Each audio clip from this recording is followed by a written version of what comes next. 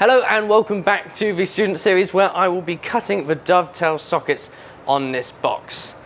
I've just watched a half-hour video on how to do it. I'm scared. I've got my notes. Let's see how it goes.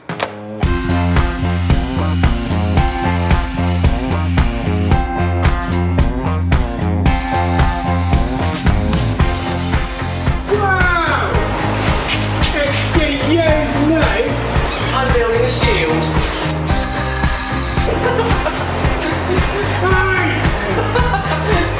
Using my own beams against me. Yeah. It's not even worth it. I thought it was going to be quite good, but no, it wasn't. It's not big enough.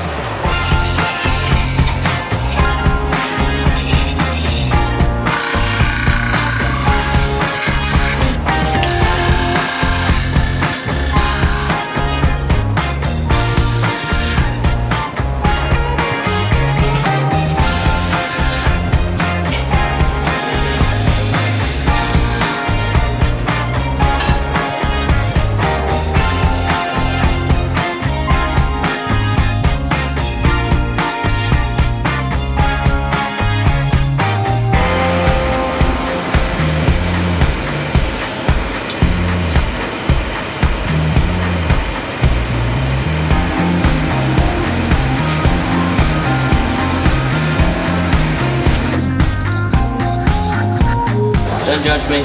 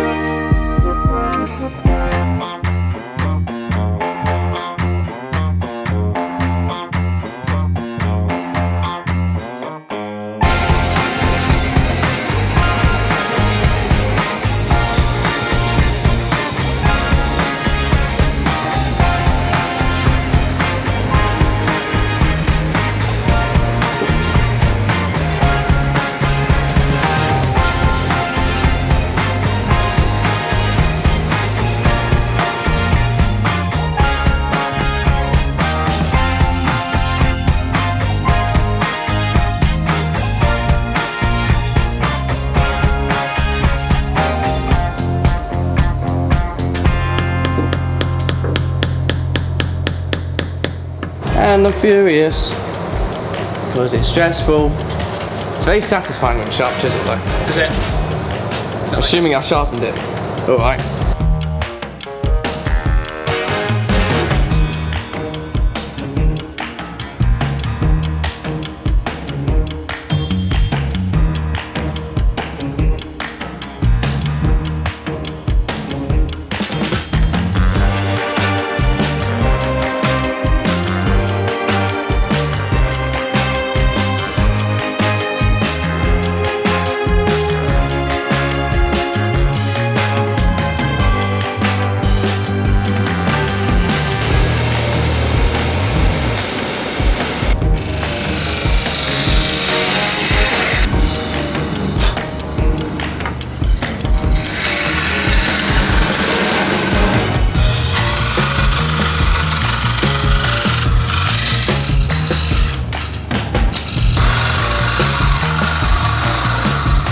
So,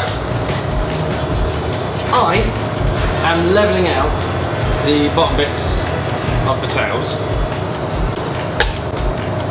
Yeah. Yes.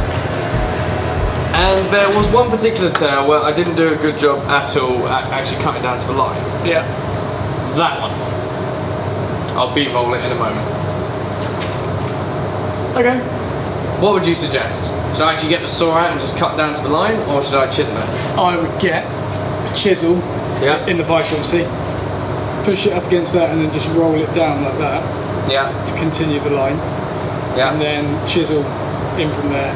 While it's flat on the While it's bench. flat. So vertical for the edge. Yeah, don't use a mallet for the vertical bit, just roll it by hand.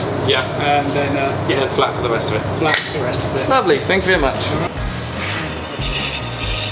So you can see I've got it vertical in the vise and I'm using the chisel to work down that little bit that I'd left over. Obviously my hand's in the way, sorry about that. Then it was flat on the bench to fix that last little bit. Now I'm not saying you're a complete idiot, but you're a complete idiot. He lost a key. How can you lose that? for his lathe.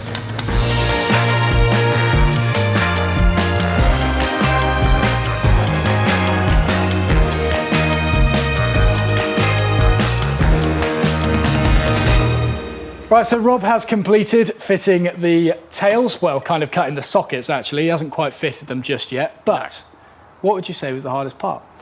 Well, for me personally, it was the sawing, as per usual. It's I guess for lack of experience from having not done it before.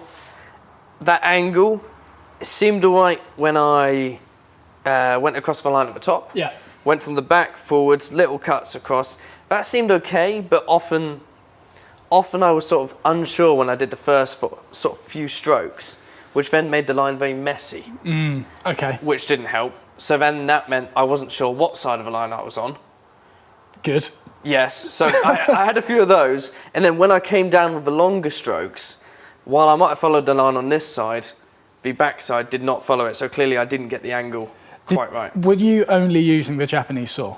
Yes. Right, okay. So one of the problems that I have with Japanese saws as well, which is why I don't use them too much now, is exactly what Rob said. You cut on the line on the top, it tracks the line beautifully down the front, but for some reason you get a little bit of an angle on the back of the tail, on the back of the socket. Yeah. I'm pretty sure that's just down to too much pressure on top of the Japanese saw when you're using it, I think. See, I made a very conscious effort to be very light with it and use the whole thing, so I don't know if it's all that. Maybe it's just because I haven't quite figured out what it is yet, but I think it's the fact that I'm so used to using this stiffer plate on this, going to something like this, I don't know, maybe it is pressure for me perhaps, because maybe it's pressure towards one end. Yeah, like, or it's like twist or something on it. Yeah. It is something that I see quite a lot with Japanese saws. Like, don't get me wrong, they are amazing to get you started in the cut. I mean, you obviously found that quite easy. Yes. To actually use them, they're really easy, but you just sometimes get a little bit of deflection on the back edge. I'm sure that just comes down to practice.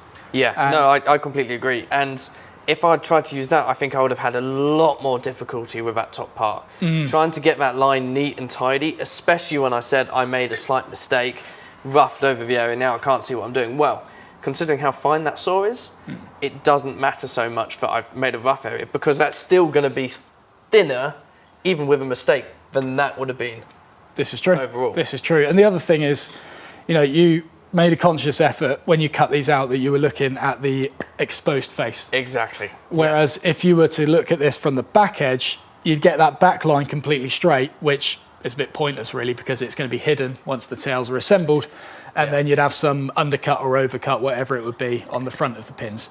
So always make sure you're looking at the component from the front when you're cutting it out, and then if something happens on the back, doesn't matter, it's all hidden. You'll see that in the next video anyway.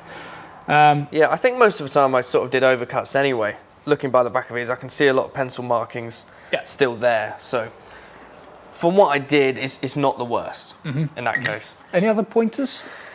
Any other pointers? For me at this stage, sharp tools.